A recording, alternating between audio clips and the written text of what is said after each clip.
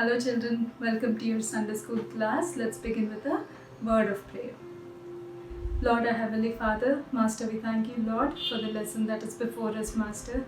Lord, speak to your children, Father. Open their little hearts and their minds, Father, that they will receive your word gladly, Father. Into your hands I surrender them, Father.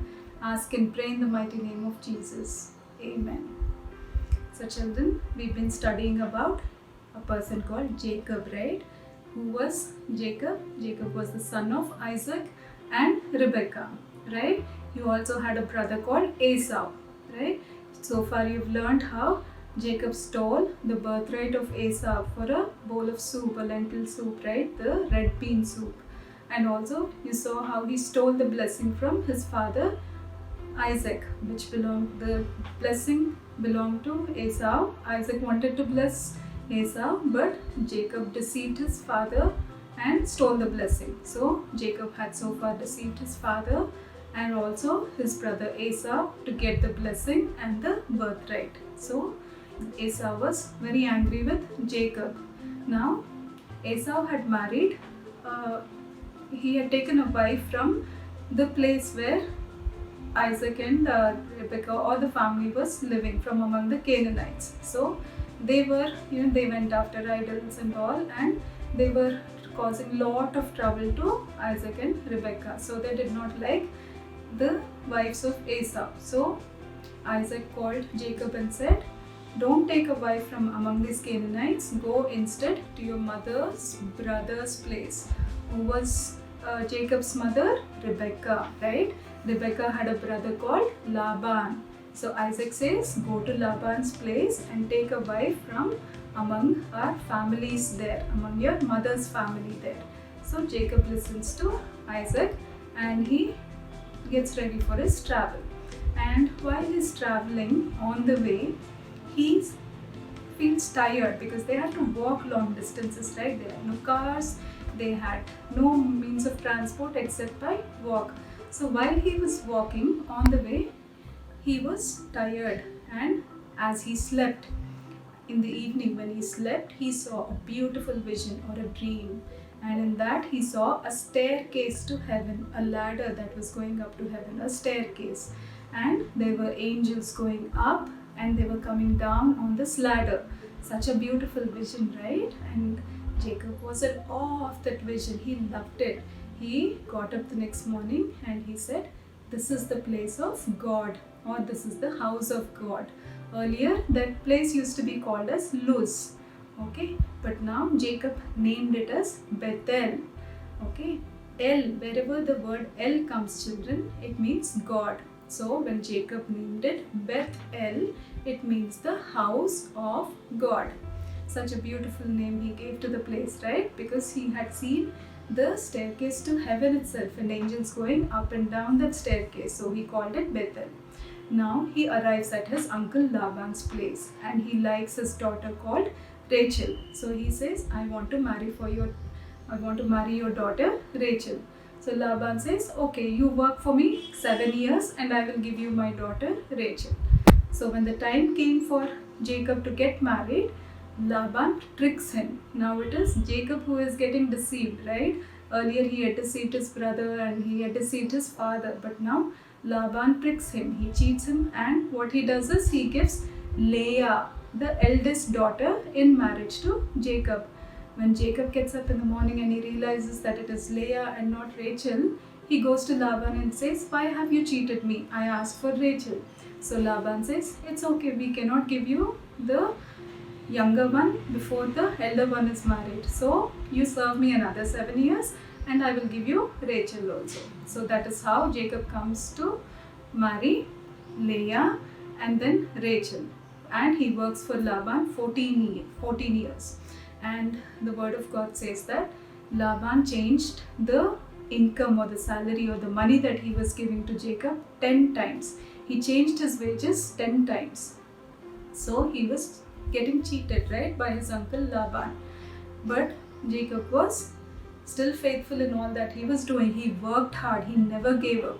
He didn't pick up a fight with Laban. He just kept working. He was persistent in his work, and God loved Jacob. That's what the word says.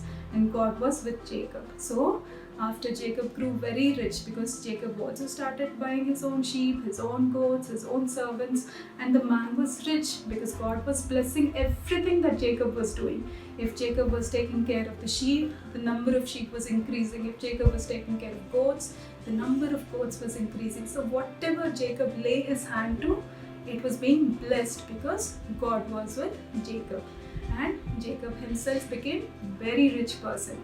And one night God spoke to Jacob and said, now you return back to your father's place. I will be with you. I will bless you. Wherever you go, do not be afraid. So Jacob calls his wives, his servants, and he says, pack up your stuff. Let's move out of this place. Now he didn't want Laban to know about this, because Laban might say, no, you stay back. I want my daughters to live with me and all, right? So when Laban was out of town, he quietly packs everything and he leaves with all his wives, his children and his servants. Now Jacob had 11 sons when he was with Laban, and a daughter called Dinah. He had 11 sons. And the tribes of Israel came from the sons of Jacob. What do I mean by that? We have 12 tribes in Israel. They are named after, or they came from these sons of Jacob. What are their names? You have to learn these names, children. So listen carefully. Reuben, Simeon, Levi, Judah, Issachar, Zebulun, Dan, Naphtali, Gad, Asher, Joseph and Benjamin. These are the 12 sons of Israel. Now these sons had sons and their sons had sons. So that's how the tribes of Israel were built, from these 12 sons of Jacob. So it is important that you learn these 12 names of the sons of Jacob, or the 12 tribes, the names of the 12 tribes of Israel. So now Jacob took his 11 sons and his daughter Dinah and his wives and his servants and his sheep, his goats, his camels, donkeys, everything, and he quietly left Laban's house and he moved away very far. Now when Laban knew about it, he caught up with Jacob. Right? After a couple of days, he caught up with Jacob and he said, why have you run away like thief? If you had told me, I would have made a great feast for you and we would have parted ways, peacefully. Why did you do this to me? But then Jacob is like, I had to leave because I wanted to meet my father. And I am very happy that we have met, so let's depart peacefully. So they make a pact with each other that they will live in peace with each other, and they call that place Mizpah.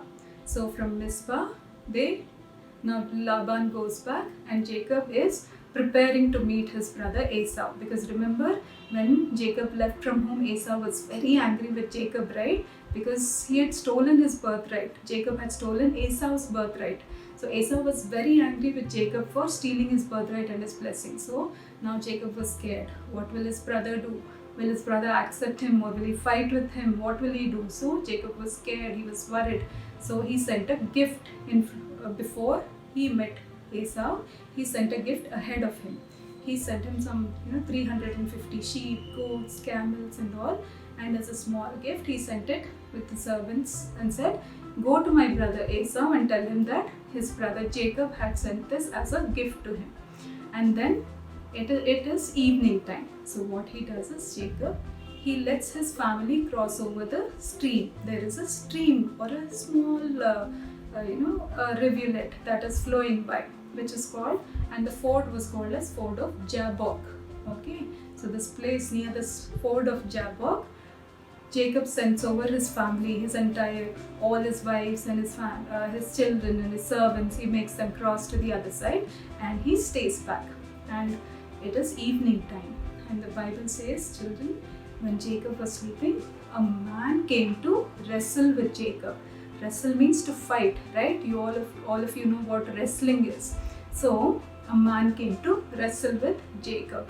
And Jacob was not giving up. Jacob is not a person who gives up, right? He fought with the man. He wanted to win the fight. He gave the fight his all. He was using his muscle. He was using all the tactics that he knew, and he was winning. And the whole night they fought, and Jacob realizes that it is not just a man, it is God. So when it is morning and God is leaving Jacob, he says, let me go. God says, let me go, because he was not winning. And Jacob says, unless you bless me, I will not let you go. What does he say? Unless you bless me, I will not let you go. So the man says, what is your name? And Jacob says, my name is Jacob. Do you know, children, what Jacob means? It means deceiver. Now, why was he named that way? When he was born, he grasped the heel of Esau, right? He grasped the heel. The other word for grasping the heel is nothing but deceiving. So, he was named Jacob as one who grasps the heel, or a deceiver. So, God said, from now onwards, your name will not be Jacob, but it will be Israel. What will his name be? It will be Israel.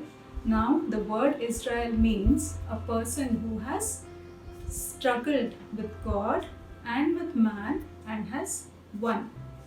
Jacob had fought with men also, right? Laban cheated him, but still God blessed him. So, Jacob, with his hard work, he had won, right? So, here we see Jacob being named as Israel, a person who has struggled with man and with God and prevailed or won. That's what the name Israel means. So that is how Jacob became Israel. And from this Israel rose a nation, a country, a whole country came out of Israel. All his sons and daughters and sons and daughters, all the future generations, they built up the nation of Israel, which is still there today, right, children? If you go to your map, you will find Israel, right? And it is a nation that is still loved by God, and God loves all those who love Israel. That's what the word says. So that's how Jacob got this beautiful name as Israel.